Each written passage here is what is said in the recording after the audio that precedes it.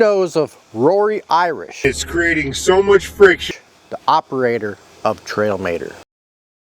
The same guy in 2021 called rings rope warmers.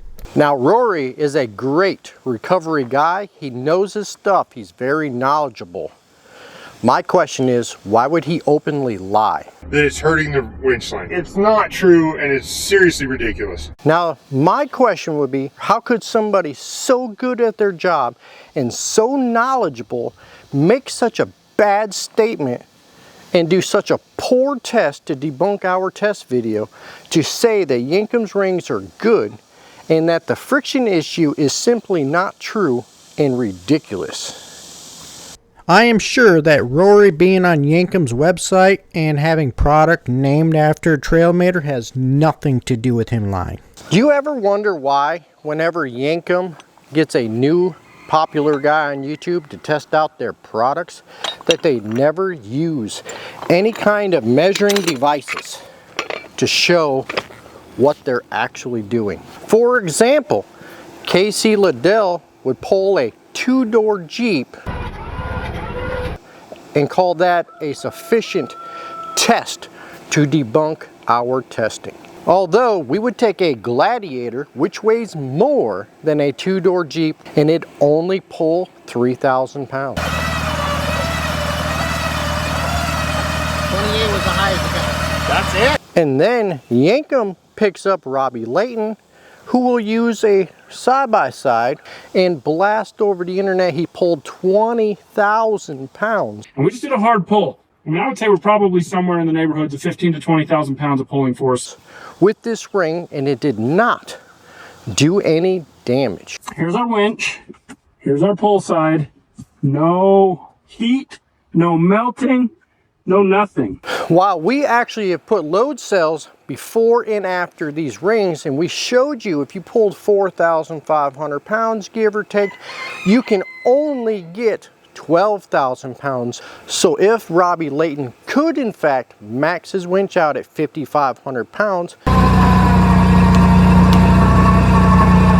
So right here with a 4-part system, the winch is putting out 4,656 pounds, and the final output to the stuck vehicle is 12,348. He would have never got to that 20,000 pound mark to begin with. Remember, this black Gladiator will only hold around 3,000, and he wants us to think a side-by-side is going to hold 5,500 and not slide. And he wants us to believe it took 20,000 pounds to pull this over while it's sitting on a jack.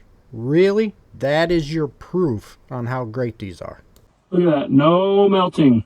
Goes back down in the deck. And now they have Rory Irish taking a Dodge Ram pickup that is smaller than our Ford right here, that doesn't really look stuck, just kind of looks like it's overhanging a washout, and they got rocks in front of the tires. It's over here to keep it from rolling, which tells me it's not really stuck. And he ran 4 parts of line to 1 single tire to slide it sideways to get around the washout. Our connection point is over here, so we can... If you took the vehicle Rory was dragging sideways on good ground, would take approximately 1,600 pounds of force to drag it around that washout.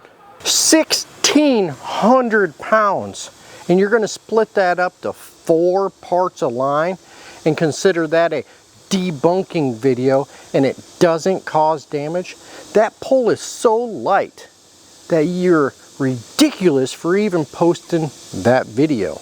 So we got hooked up to 1 tire, to a ring, to a load cell, so we can measure how much weight it takes to slide that truck with a whopping single line pull.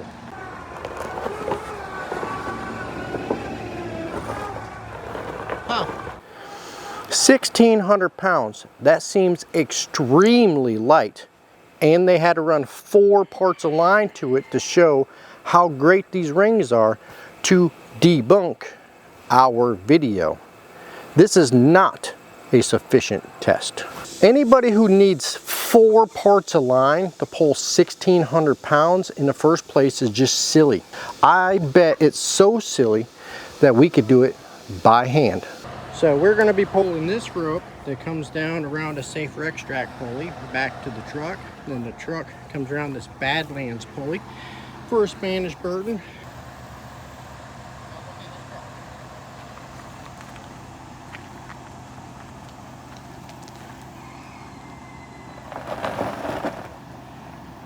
If we're using 4 parts of line and can move the same size truck with our bare hands, does that mean they had enough weight to deem it a proper test?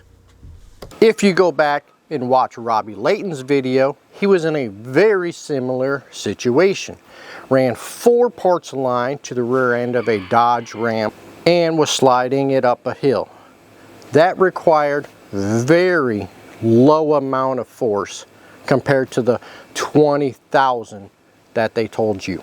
We have used thermal cameras to measure real-time heat during the pulls, which is a huge importance when you're testing out these rings.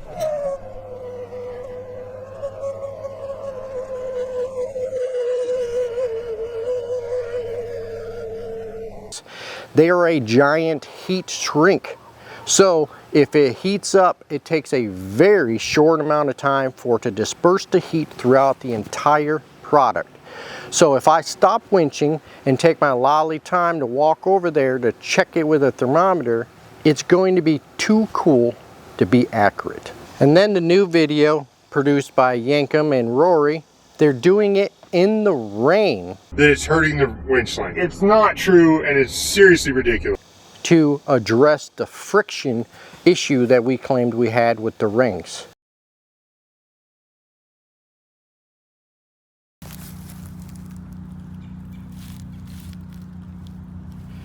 So here we're testing their hitch link and it's doing the same damage as the pulleys, just ruining winch rope.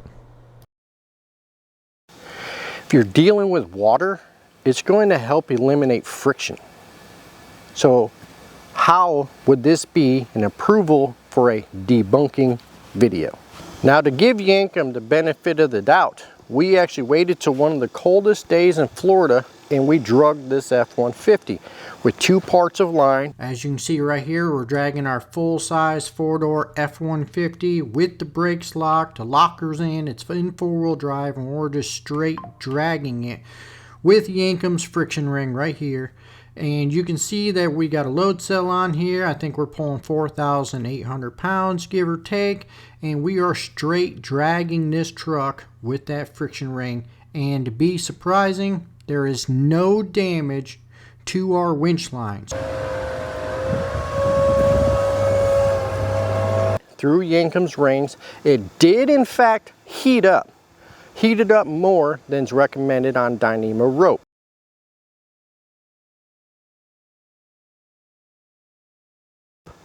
But it did not damage the line.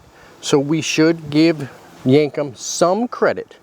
When you use their products at a much lower rating than anybody really should be using a pulley block at, it does work. So on the coldest day I could get in Florida, Yankum's rings worked to pull this truck not stuck 2-to-1 system. It worked on the coldest day I could get in Florida. But during some of the hotter days in the middle of the summer, that same exact test failed and damaged the rope. So of course, Yankum's going to pick out these perfect case scenarios. It's cold, it's rainy, make the weight super light so there's a 0% chance of any damage to happen to try to validate their product. Now, also on that coldest day we could get in Florida, we upped the line tension and caused damage to the rope. So we changed the setup to run to the Jeep, to their friction ring, to a tree, and then back to the Ford. That way we could get our line tension up around 4,500 pounds, just like the first test that we did.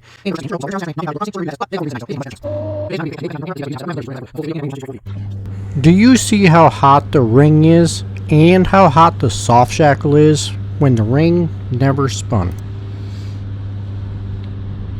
And look how hot the line is compared to this side.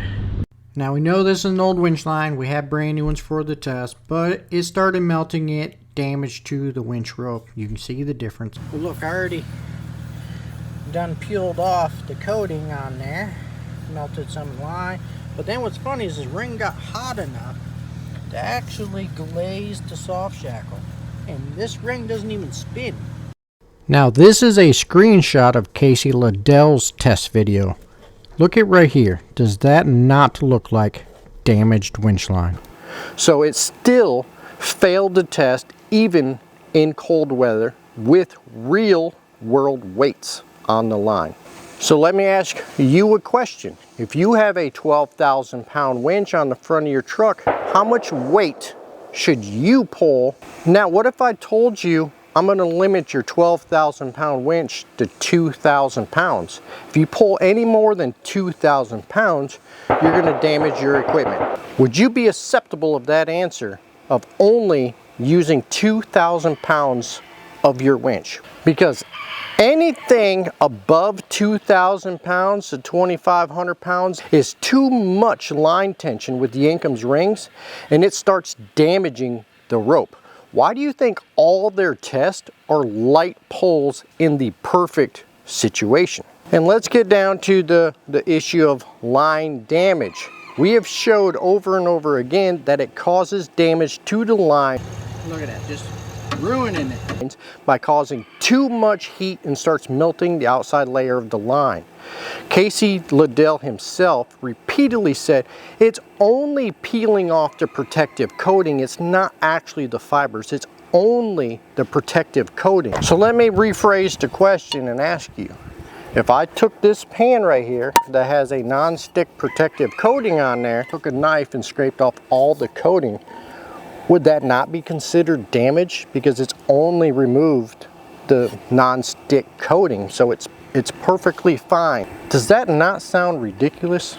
Also, I want to point out that I got damage on our ring on the first day of testing with Yankum's pulleys. Even removed the anodized coating off the ring in a merely 3 pulls. Robert Pepper over in Australia also picked up the test, and he also had similar damage to the rings during his test, and he pulled much lighter weights than we did. We also estimated from an office chair that these rings would have a 30% friction loss, and then we tested it to have more than 30% friction loss, while Yankum was out telling people 1 to 2% friction loss. Clearly lying just to push sales. Robert Pepper shows that it had a 30% friction loss. Now don't forget that if you go to Yankum's website, they're telling you that your winch line is good for 210 degrees Fahrenheit.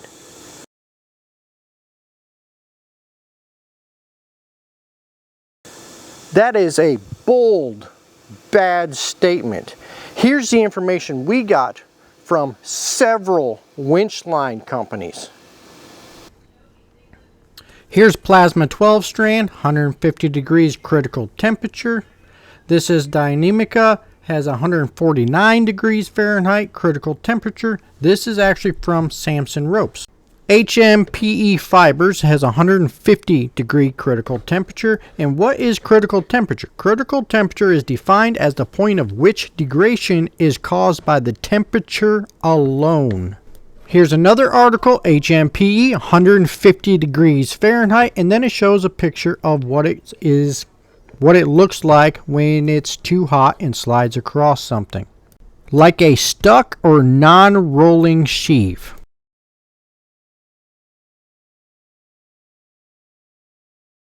As you can tell, none of them are anywhere near 210 degrees.